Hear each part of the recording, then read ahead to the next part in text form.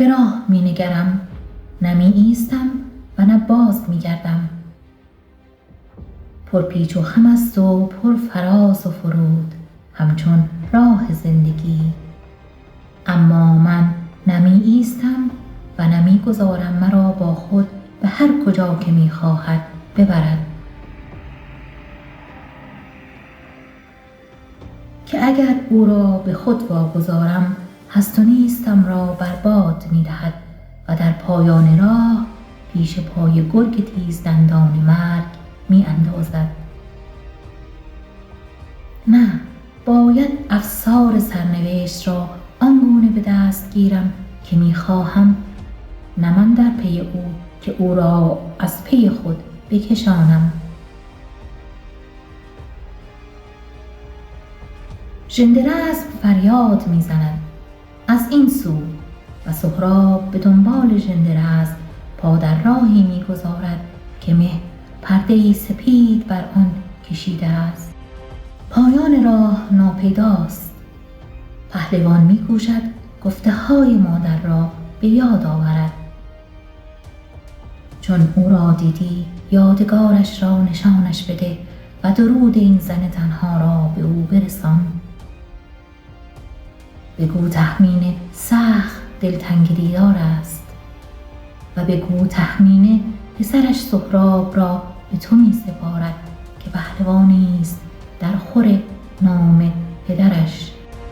و سهراب به یاد می آورد که به مادر گفته است او را می یابم و یک یک پرده های اندوه را از دل کنار می زنم. از روزهایی می گویم که در آرزوی دیدار او در پس ابرهای ناامیدی پنهان شد و مثل برگ‌های زرد پاییزی بر باد رفت. اما مادر نخواسته که سهراب با پدر از دریغ و اندوه سخن بگوید.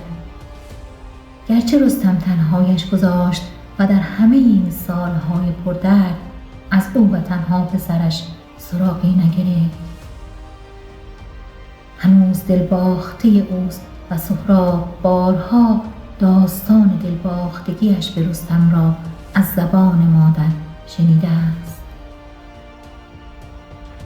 آنگاه که چون رستم نزد پدرش شاه سمنگان میهمان شد، پنهانی به دیدارش شتافت و از راز دل پرده برداشت. هومان فریاد میزند. پیداست همه راه را یک نفس تاختند که اگر اندکی درنگ می کردند تا کنون به دام افتاده بودند. سهراب در دل آرزو می کند که کاش این همه از فردا نمی ترسید و دیروز را نمی باخت.